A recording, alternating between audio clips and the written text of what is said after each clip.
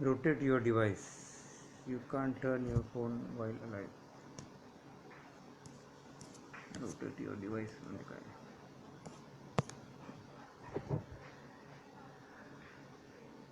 नमस्कार मित्र हो, मी डॉक्टर मोहन देस. गेली 25-30 वर्ष मेडिकल प्रॅक्टिस सोडून एक वेगळंच काम मी करतो आहे. देशभर फिरतो आहे, अनेक ठिकाणी फिरून जे काम करतो त्याचं नाव आहे संवाद. यामध्ये अर्थातच तरुण लोकांशी बोलणं खूप होतं आणि त्यांच्या मनाचा नकाशा शोधायचा मी प्रयत्न करतो. माझ्यासमोर नेहमी वयवर्षे 13 ते 25-30 अगदी 35 वर्षापर्यंतचे लोक असतात आणि ते समजा दुसऱ्या आणि तिसऱ्या दशकामध्ये असतात असं आपण म्हणूया आयुष्याच्या. आणि मी 6व्या दशकातला माणूस त्यांच्यासमोर असतो. आणि विषय काय असतो? विषय असा असतो की आधुनिक आजच्या काळातले नातेसंबंध, खास करून स्त्री पुरुष नातेसंबंध. अर्थात फक्त स्त्री पुरुष नव्हे, इतरही प्रकारची जेंडर्स असतात, इतरही प्रकारच्या विविध प्रकारचे नातेसंबंध असतात आणि त्यांचाही मागोवा या शिबिरांमध्ये आम्ही घेत असतो. हा विषय जो आहे ना तो फ्लुईड आणि एक्साइटिंग पण आहे, खूप एक्साइटिंग आहे. आता फ्लुईड का म्हटलं मी, तर त्याचं कारण असं आहे की स्थित्यंतर आहे, बदल आणि सारखा बदल, जगामध्ये बदल होतो आहे, प्रचंड वेगाने बदलणारं जग आहे आणि त्याच सोबत माणूसही बदलतो आहे, तरुणाई बदलते आहे आणि खूप वेगाने बदलते. आणि त्यात पुन्हा स्वतःच्या मनामध्ये झालेले बदल, स्वतःच्या शरीरामध्ये झालेला विकास, विस्तारणाऱ्या क्षितिजांचा विचार समोर असतो आणि विविध प्रकारचे चांगले वाईट अशा प्रकारचे अनुभव असतात. ते घेत आपण या काळाला सामोरे जात असतो. आपण लहानाचे मोठे होतो आणि मोठं होता होता हा काळ समोर येतो आहे आणि त्याच्यात हा काळ जेव्हा समोर येतो तेव्हा आश्चर्यचकित होतं आपण. आपल्याला प्रचंड आश्चर्य वाटतं की काय चाललं आहे, आपल्या मनात काय चाललं आहे, जगात काय चाललेलं आहे. आणि मग वेगवेगळ्या तऱ्हेचे अनुभव पचवायला आपण शिकतो आणि कधीकधी आपण निषेधही करतो. मित्रांनो, हा काळ निर्णायक असतो अशा अर्थानं म्हणतो की हे जे तरुणपणातलं जे वय आहे आणि हे जे अनुभव आहेत हे आयुष्यभर पुढे साथ करतात. आपल्याला सावलीसारखे आपल्यासमोर आपल्याबरोबर ते चालत असतात. शाळा कॉलेजमध्ये, पुस्तकांमध्ये, पाठ्यपुस्तकांमध्ये हा विषय नाही. हां, नातेसंबंध हा विषय असतो, पण तो कोणता? कौटुंबिक नातेसंबंध, आई वडील आणि आसपासची शेजार-पाजार, नातेवाईक यांच्याशी नातेसंबंध आणि पर्यावरण, निसर्ग यांच्याशी नातेसंबंध, रिलेशनशिप असा विषय असतो. नाही असं नाही, पण विषय कोणता नसतो हे मी तुम्हाला सांगतो. विषय नसतो तो स्त्री पुरुष नातेसंबंध. अगदीच नसतो असं नाही, उपदेश असतात. मोठी माणसं आपल्याला सांगतात की हे चांगलं, हे वाईट.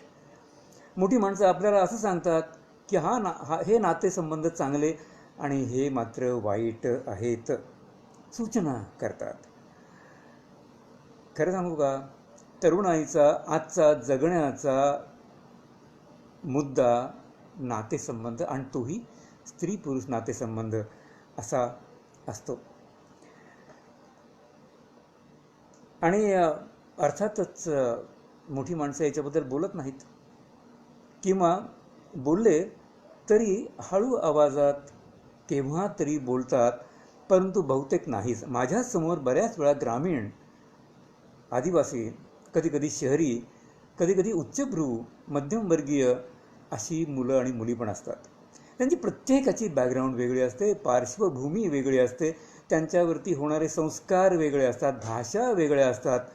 आणि हे सगळं घेऊन आणि अर्थातच त्यांचे रीतिरिवाज, कौटुंबिक रीतिरिवाज, कोणत्या वयात काय करायचं, कोणत्या वयात काय करायचं नाही, याच्याबद्दलचे जे काही रीतिरिवाज आणि कस्टम्स असतात ते सगळं डोक्यावरती घेऊन, खांद्यावरती घेऊन ही मुलं आणि मुली माझ्या समोर असतात. त्यांच्या आकांक्षा असतात, त्यांची स्वप्न असतात, त्यांना कोणकोणत्या गोष्टींचा आधार वाटत असतो आणि कोणकोणत्या गोष्टींमध्ये ती सगळी मुलं आणि मुली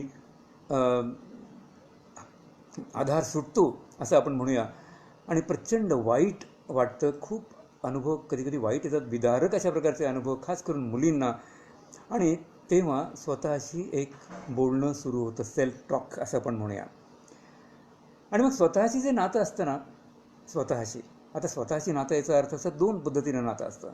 एक स्वतःचं मन आणि स्वतःचं शरीर. आणि आपल्या एकंदरीत संस्कृतीमध्ये शरीराला फार कमी महत्त्व दिलं गेलेलं आहे मित्रांनो. मनाला महत्त्व दिलेलं आहे. म्हणजे बुद्धी, भावना, विचार, विवेक या गोष्टींना खूप खूप महत्त्व दिलेलं आहे. आणि शरीर म्हणजे खरं लोक म्हणतात की ते माध्यम आहे. माझं असं म्हणणं आहे की माध्यम आणि ते त्याच्यामध्ये निर्माण होणाऱ्या उर्मी आहेत, इच्छा आहेत, डिझायर्स आहेत, आणि यांचं काय करायचं हा मोठाच्या मोठा प्रश्न मुलामुलींना असतो.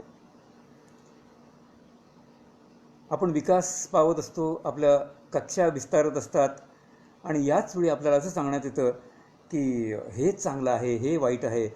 अर्थात विचार, विवेक हे तर पाहिजेच पाहिजे, पण त्याचबरोबर नेमकं काय असायला पाहिजे, कोणता अनुभव चांगला, कोणता वाईट, याच्याबद्दल खरं नीटपणे बोलायला पाहिजे. पण कोणी बोलत नाही. माझं असं म्हणणं आहे की बोलत नाही, म्हणून मी आज तुमच्याशी बोलायला समोर आलेलो आहे. मैत्री म्हणजे काय? काय असते मैत्री? स्त्री पुरुषांची मैत्री काय असते? खास मैत्री काय असते? त्याचं स्वरूप काय असतं? खास जवळीक म्हणजे काय असतं? जवळीक असते. पिअर ग्रुप म्हणजे काय असतं? साधारणपणे म्हणजे माझा असा अंदाज आहे, तुम्ही मला सांगाल, पण माझा असा अंदाज आहे की साधारणपणे 13-14 लोकांचा 13-14 तरुण माणसांचा, मुलामुलींचा एक ग्रुप असतो. त्याला आपण पिअर ग्रुप म्हणतो. हा पिअर ग्रुप खूप काम करत असतो आपल्यावरती, खूप गोष्टी सांगत असतो, हे चांगलं, हे वाईट, अमुक तमुक वगैरे. तर त्यामध्ये हे पण सांगितलं जातं की जवळीक म्हणजे काय, आकर्षण म्हणजे काय. आकर्षण म्हणजेच प्रेम आहे का? आकर्षणाला प्रेम म्हणण्याची काही चूक या वयामध्ये होऊ शकते. ते कोणत्याही वयात होऊ शकते, पण या वयात ती चूक होऊ शकते. आकर्षण हा प्रेमाचा एक अतिशय अत्यंत उत्तम आणि असा सही असा भाग आहे, अतिशय महत्त्वाचा भाग आहे. त्याला कमी दर्जाचं मानायचं काहीच कारण नाही. आकर्षण हे हवं, पण आकर्षण आणि प्रेम ह्याच्यामध्ये फरक आहे. कारण प्रेमामध्ये असंख्य गोष्टी असू शकतात, आहेतच म्हणणे. इनफॅक्ट आकर्षणाचा अनुभव काय असतो? आकर्षणाचा अनुभव मुलींना काय असतो तो वेगळा असतो. मुलींना आकर्षणाचा अनुभव हा वेगळा असू शकतो, तरुण पुरुषांचा हा वेगळा असू शकतो. प्रेम ब्रेकअपची भीती वाटू शकते. हा मध्ये ब्रेक झाला होता, डिस्कनेक्ट झाला होता. पुन्हा एकदा म्हणजे असं असतं की याच काळामध्ये खूप मोठे मोठे प्रश्न पडतात. ब्रेकअप म्हणजे काय आणि ब्रेकअपमधली वेदना कशी त्याला डील कसं करायचं. म्हणजे इनफॅक्ट काय करायचं आणि काय करायचं नाही असं पण बघायला लागेल. कधी कधी इतकी प्रचंड वेदना असते. आम्ही जेव्हा त्या वयात होतो तेव्हा काय होतं की ब्रेकअप होत असा, त्यावेळी पण ब्रेकअप होत असे, आणि त्यावेळी काय होत असे तर माणसं व्यसनाच्या पाठीमागे लागायचे, फ्रस्ट्रेट व्हायचे, किंवा काही बेजबाबदार वर्तन पण व्हायचं. आणि कधीकधी तुम्हाला सांगायला हरकत नाही, चांगली गोष्ट नाही आहे, परंतु स्वतःचा अंत करून घेणं असं पण कधीकधी होत असे. पण आता आजकालची तरुण माणसं असलं काही फार करताना दिसत नाही. अर्थात काही उदाहरणं दिसतात. काय असतो ब्रेकअप? हिंसा, स्वतःच्या बद्दलची हिंसा. व्यसन हे स्वतःच्या सोबत केलेली हिंसा आहे. आणि कधीकधी दुसऱ्याच्या विरोधामध्ये केलेली पण हिंसा आपण पाहतो, एकतर्फी प्रेम आणि त्यातून होणारी हिंसा. तुम्ही असं म्हणाल की एवढं जग वाईट का आहे? आहे, हे खरं आहे. त्याला खूप कारण आहेत. याचं एक कारण असं मला तरी असं वाटतं मला, एक कारण असं आहे की आपल्याला नातेसंबंधाबद्दल कोणी नीटपणे सांगत नाही, त्याच्यावरती संवाद होत नाही. आणि म्हणून तुमच्याशी संवाद करायला मी बसलेलो आहे. सेक्स म्हणजे काय? म्हणजे संभोग म्हणजे काय? सेक्शुअल इंटरकोर्स म्हणजे काय? आणि त्याचे कोणकोणते प्रकार आहेत? त्यातही जबरदस्ती, बलात्कार, विनयभंग आणि काय काय काय काय त्याच्यामध्ये आहे. म्हणजे चांगलं आहे आणि वाईट पण आहे. आता तुम्ही म्हणता चांगलं, लैंगिकता ही वाईट आहे असं असं मानलं गेलं आहे आपल्या संस्कृतीमध्ये. पण आपल्याच संस्कृतीमध्ये, भारतीय संस्कृतीमध्ये देखील लैंगिकतेला खूप मोठं सांस्कृतिक महत्त्व आहे. देवळांमध्ये आणि अनेक ठिकाणी सौंदर्य म्हणून लैंगिकतेचा मुबलक दर्शन आपल्याला होतं. त्याला अध्यात्माशी पण जोडून घेतलेलं आहे, आपल्याला माहिती आहे. या सगळ्या गोष्टी समजा आपण जर थोड्या बाजूला ठेवल्या आणि आजच्या तरुणाईकडे वळलो तर असं लक्षात येतं की आजही इंटरनेट आणि विविध प्रकारच्या गोष्टी समोर येतात इंटरनेटवरती. आणि फेसबुक आहे, सेक्स्टिंग नावाचा एक आणखीन प्रकार सुरू झालेला आहे. काय असतं सेक्स्टिंग? म्हणजे टेक्स्टिंग असतं तसं सेक्स्टिंग असतं. म्हणजे लिहून किंवा फोटो किंवा व्हिडिओ यातून आपली लैंगिकता प्रदर्शित करण्याच्या काही नवीन प्रथा, परंपरा निर्माण होत आहेत. यांचं स्वागत करायचं नाही करायचं हे आपण ठरवूया. पण महत्त्वाची गोष्ट अशी आहे की लैंगिकता ही आपल्या सगळ्या जीवनाला व्यापून राहिलेली गोष्ट आहे, अगदी लहानपणापासून. म्हणजे आता बघा असं आहे की एखाद्या लहान मुलीला म्हणतो ना आपण, हे नीट बैस, असं नाही बसायचं, तसं बसायचं, कपडे घाल व्यवस्थितपणे. आणि मुलींचे कपडे, मुलांचे कपडे असं पण असतं. आणि त्यातही पुन्हा किती अंग दाखवायचं, शरीर किती दाखवायचं, हे पण लैंगिकता, हे पण लैंगिकतेमध्ये लैंगिकतेचे अनेक आविष्कार आहेत. त्यापैकी स्पर्श हा एक लैंगिकतेचा अतिशय अविभाज्य आणि अतिशय सुंदर असा भाग आहे. पण हा स्पर्श कधीकधी त्रासदायक पण असू शकतो. अशा प्रकारचा जो अनुभव येतो त्याला अनेकदा बाललैंगिक शोषण म्हणतात, लैंगिक शोषण म्हणतात. आणि अगदी त्याचं टोक, एक्स्ट्रीम टोक म्हणजे बलात्कार. आणि बलात्कारानंतर खून, या सगळ्या लैंगिकतेच्या भीषण अवस्था आहेत, आविष्कार आहेत. माझं असं म्हणणं आहे की हेच आहे काय फक्त? नाही, आणखीनही काही प्रश्न आहेत. सौंदर्य म्हणजे काय? शरीराचं सौंदर्य म्हणजे काय? नाकी डोळी नीटच असणं म्हणजे काय? बांधा कसा असायला पाहिजे? शरीर म्हणजे पुरुषाचं शरीर माचो म्हणजे काय असायला पाहिजे? किती सिक्स पॅक्स असायला पाहिजे ते पाहिजेत का 8 पॅक्स असायला पाहिजे? या सगळे नॉर्म्स आहेत ना, हे कोणी ठरवले? कोण सुंदर, कोण असुंदर, कोण कुरूप, का आपण कुरूप म्हणतो कोणाला? बांधा, नाकी डोळी, अमुक तमुक मापदंड सगळे जे आहेत ते कोणी ठरवले? आपल्याला, आपण जाहिराती पाहतो, सिनेमा पाहतो, ॲक्टर्स ॲक्ट्रेसेस असतात, आपला क्रश असतो त्यांच्यावरती.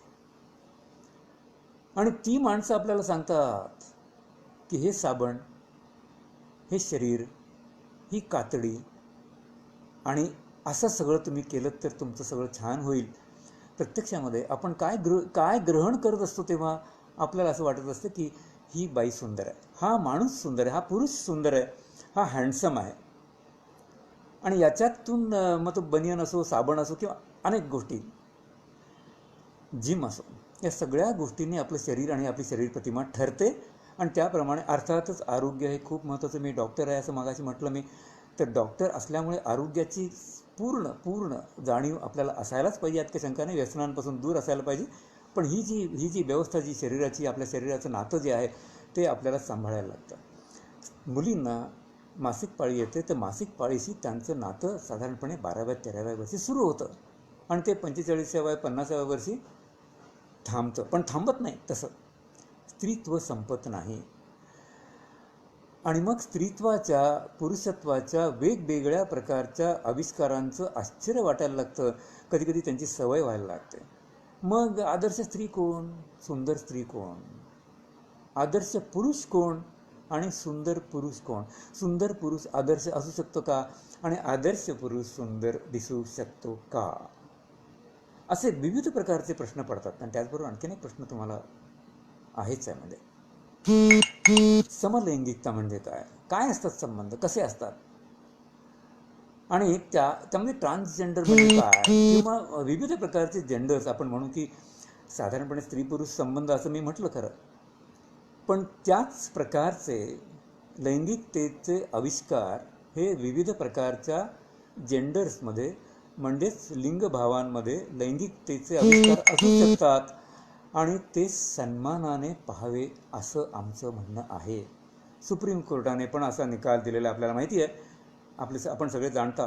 पण प्रश्न पडतो, आपल्या स्वतःमध्ये अशा प्रकारची भावना निर्माण झाली तर काय, मी पुरुष आहे आणि मला स्त्रीसारखं वाटतं आहे, किंवा मी स्त्री आहे आणि मी पुरुष आहे असं मला वाटतं. अंतर्गत माझी जी रचना आहे ती जी निसर्गाने दिलेली ती आहे, परंतु मी मनाने वेगळा आहे असं वाटू शकतं. किंवा माझ्या मित्राला असं वाटू शकतं, माझ्या मैत्रिणीला असं वाटू शकतं की काहीतरी मी वेगळी आहे. आता मला सांगा की असा मित्र, अशी मैत्रीण जर आपल्या जवळ असेल तर तिला आपण कसं वागवावं, तिच्याशी वर्तन आपलं कसं असायला पाहिजे, हे आपण खरं म्हणजे ठरवायला पाहिजे. हा एक नातेसंबंधांचा खूप महत्त्वाचा प्रश्न आहे. माझं असं म्हणणं आहे की हे नैसर्गिक आहे, सहज आहे, आणि त्याला जगमान्यता, समाज मान्यता ही असायला पाहिजे असं आम्हाला वाटतं. आज नाही आहे ती, कायदा काही म्हणू, पण आज मानसिकता समाजाची अजूनही बुरसटलेली आहे, मागासलेली आहे. माझ्या मित्रांनो, पण तरुण तुम्ही तरुण आहात, एक पाऊल पुढे टाकण्याचं काम तुमचं पण आहे. सगळ्यात महत्त्वाची गोष्ट आहे ती, तुम्ही वाट पाहत असाल की मी प्रेमाबद्दल केव्हा बोलतो आहे. काय असतं प्रेम?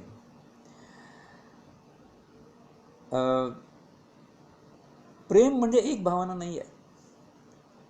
अनेक लोकांना असं वाटतं की आय लव्ह यू असं म्हटलं की एकच अशी भावना आपण प्रदर्शित करत असतो. नाही, हा एक पुष्पगुच्छ असतो. अनेक प्रकारची फुलं, अनेक प्रकारचे सुगंध, अनेक प्रकारची पानं आणि सजावट, असं एकत्रितपणे तुम्ही एक पुष्पगुच्छ देऊन, एक गुलाबाचं फूल नाही, एकच विशिष्ट प्रकारचं चमेलीचं मोगऱ्याचं फूल नाही आहे, असंख्य प्रकारची फुलं आणि पुष्परचना, अशी ती प्रेमाची रचना असते. कॉम्प्लेक्स असतं. आता काय असतं की प्रपोज केलं समजा, आणि त्या व्यक्तीने, त्या जोडीदाराने, त्या मित्राने किंवा मैत्रिणीने हो म्हटलं. जोपर्यंत ती विचार करते, असं म्हणते मी महिनाभर विचार करते नंतर उत्तर देते, तोपर्यंत आपण अस्वस्थ असतो. आणि साहजिक आहे, अगदी साहजिक आहे. केव्हा फोन येतोय असं वाटतं, वाट पाहतो आपण. आणि कधी कधी बोलायचा प्रयत्न करतो आणि ती म्हणते की थांब, मला अजून विचार करायचा आहे. खूप जबाबदारीची गोष्ट असते. आणि मग तोपर्यंत आपण अर्थातच, खास करून पुरुष माणसं वाट पाहतात, खूप वाट पाहतात, उत्सुकतेने वाट पाहतात, अस्वस्थ होतात आणि कुठे लक्ष लागत नाही. पण फायनली जेव्हा ती हो म्हणते, तेव्हा म्हणजे प्रपोज केल्यानंतर, मान्य केल्यानंतर, आपण खास करून पुरुष माणसं त्या व्यक्तीवरती, त्या मुलीवरती मालकी हक्क सांगायला लागतो. तिच्या वतीने निर्णय घेतो आपण. तिने पुढे काय करायचं, करिअर कोणतं निवडायचं, तिने कसं दिसायचं, कोणते कपडे घालायचे, कोणाशी बोलायचं आणि कोणाशी बोलायचं नाही. आणि कोणाशी बोलल्यानंतर आपल्याला वाईट वाटतं, गर्लफ्रेंड आहे, हो म्हणाली आहे, पण मग तिने कोणाशी आपल्याशीच फक्त बोलायचं. आणि समजा एखादी आपली गर्लफ्रेंड आपल्याच कोणा एका मित्राशी किंवा तिच्या मित्राशी हसून बोलते आहे, असं दृश्य आपण पाहिल्यानंतर आपल्या मनात काय उमटतं? याचं कारण असं आहे, मला असं वाटतं की मालकी हक्क. आता मालकी हक्क हां ठीक आहे, माझा शर्ट आहे, माझं पेन आहे, माझं टेबल आहे, माझं अमुक आहे, वस्तू झाल्या, माझा चष्मा आहे, या झाल्या वस्तू. माणूस म्हणजे वस्तू आहे का?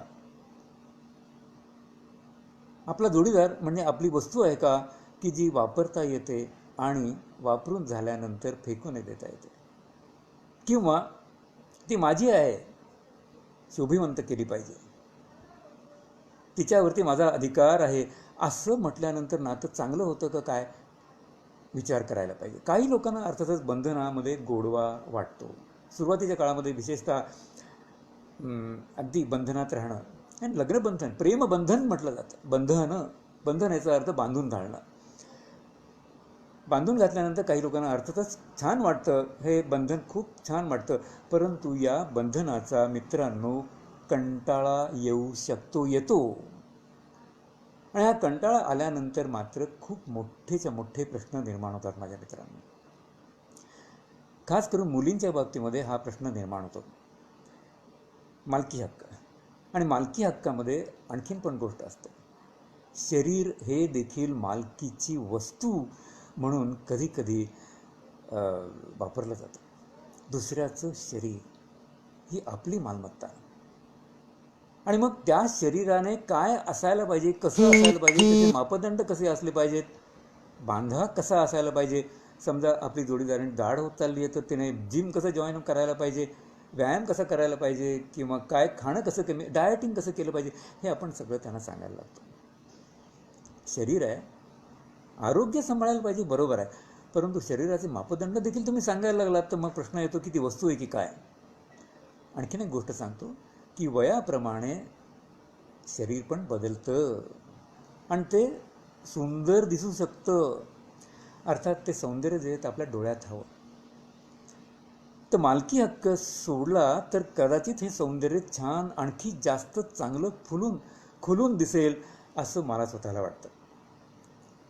खरं तर शरीर आणि मन ही आपली, म्हणजे म्हणायचंच झालं तर आपली मालमत्ता आहे, आपली मालकी असली पाहिजे असेल तर. म्हणजे असं की या शरीरामध्ये कोणत्या उर्मी, कोणत्या इच्छा निर्माण व्हाव्यात, त्या कशा पूर्ण व्हाव्यात, हे स्वतः ठरवायला पाहिजे. अर्थातच याच्यामध्ये दुसऱ्याच्या शरीराच्या उर्मी आणि इच्छा यांचाही मान राखला गेला पाहिजे. म्हणजे असं आहे की अगदी कायद्याने विवाह बंधनामध्ये अडकलेल्या, ही भाषा फार वाईट आहे बरं का, अडकलेल्या काय, विवाह बंधनामध्ये अडकायचं कारण नाही आहे. एकमेकांच्या जवळ आल्यानंतर आपण एकमेकांना मुक्त करतो, मोकळं करतो, स्वातंत्र्य देतो.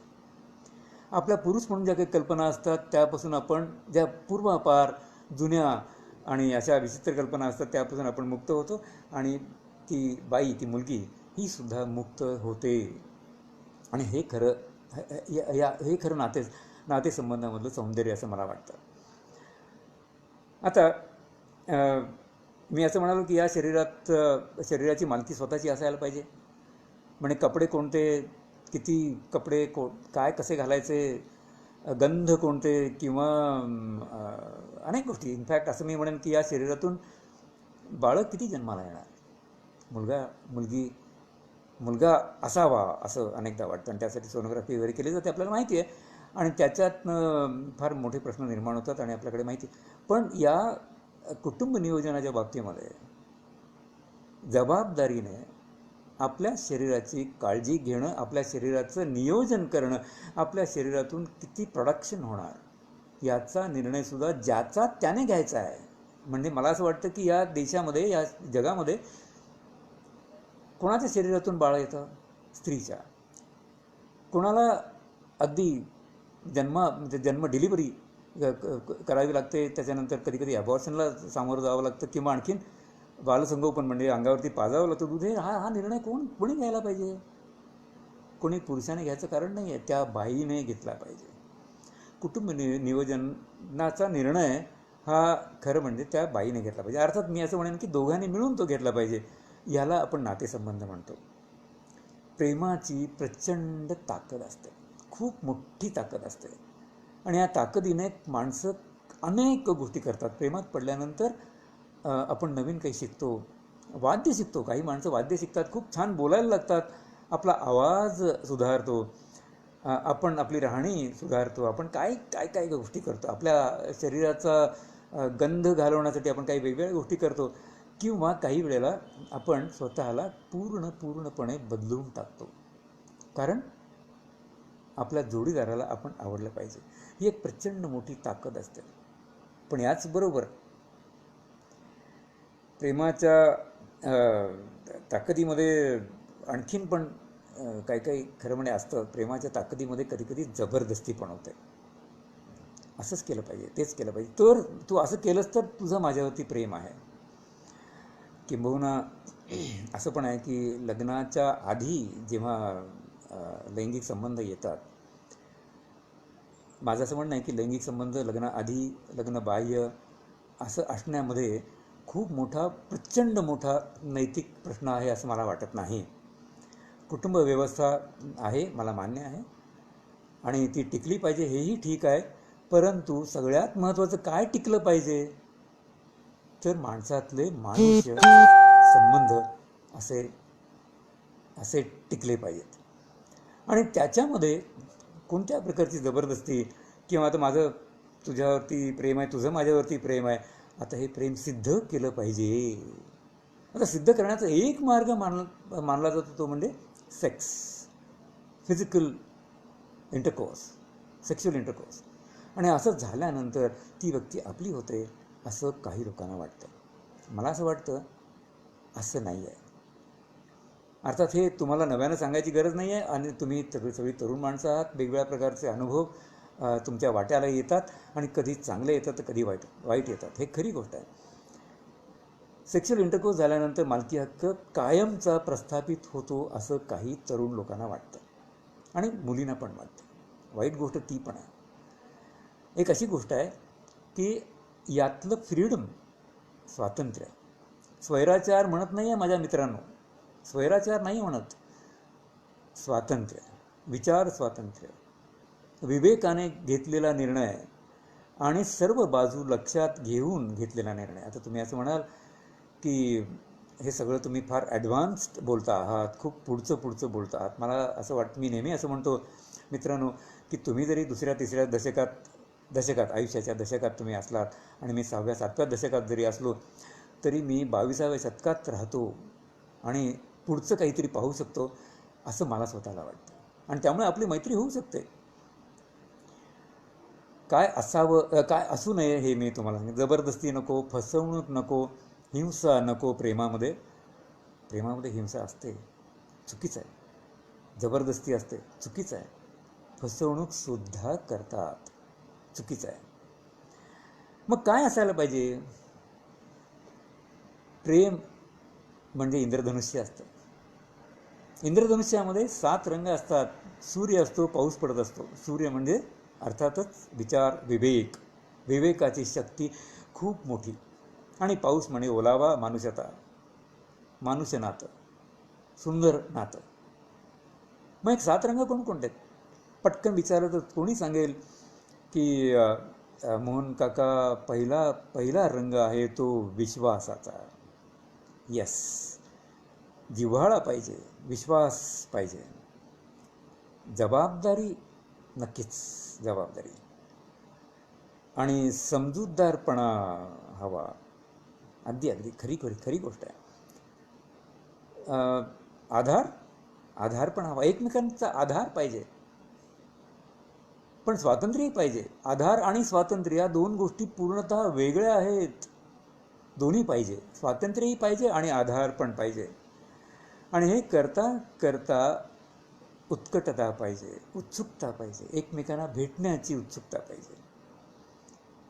तुम्ही असं म्हणाल, मोहन काका तुम्ही आकर्षणाचं नाव घेतलं नाही. येस, आकर्षण हवं, आणि आकर्षण हे अगदी तरुणाईमध्येच असतं असं नाही, मोठ्या प्रौढ लोकांच्यामध्ये पण असतं. आकर्षण ही गोष्ट मुळात वाईट नाही असं मगाशी आपण म्हणालो. पण आकर्षण फक्त हा मात्र प्रेमाचा आविष्कार पूर्ण होऊ शकत नाही. या सगळ्या गोष्टी पाहिजेत, आणि त्याच सोबत आनंद हवा. एकमेकांना भेटण्याचा, एकमेकांच्या स्पर्शाचा, एकमेकांच्या बरोबर घेतलेल्या जबाबदारीचा, निर्णयांचा आनंद हवा, एकमेकांची विचारपूस करणं, चौकशी करणं आणि एकमेकांना सन्मान देणं, यातला आनंद हा नात्याचा सर्वोच्च अशा प्रकारचा आनंद असतो. रोमॅन्टिक म्हणजे काय असतं? तरी सगळे रंग आपल्या नात्यामध्ये असायला हवेत. मित्रांनो, हेही मला सांगायला आवडेल की इंद्रधनुष्य आहे, मान्य आहे, हवंसं वाटतं. हे सगळं प्रेमाचं नातं एकत्रितपणे पुष्पगुच्छासारखं किंवा 7ही रंग असलेलं इंद्रधनुष्य आपल्याला हवंसं वाटतं, मान्य आहे. यातले काही रंग फिकट होऊ शकतात, अंधुक होऊ शकतात, कधी नाहीसे होऊ शकतात. पण घाबरायचं कारण नाही. नवीन रंग तयार होतात, वेगळेच रंग तयार होतात. आपण जसं नातेसंबंधामध्ये नात्यामध्ये खूप वेगळ्या प्रकारचे आविष्कार स्वतः घडवतो आणि दुसऱ्याला घडवायला लावतो, यातून वेगळे रंग तयार होऊ शकतात. आणि कधी करडा रंग पण असतो, पारवा रंग असतो, करडा रंग असतो. आणि करडा रंग,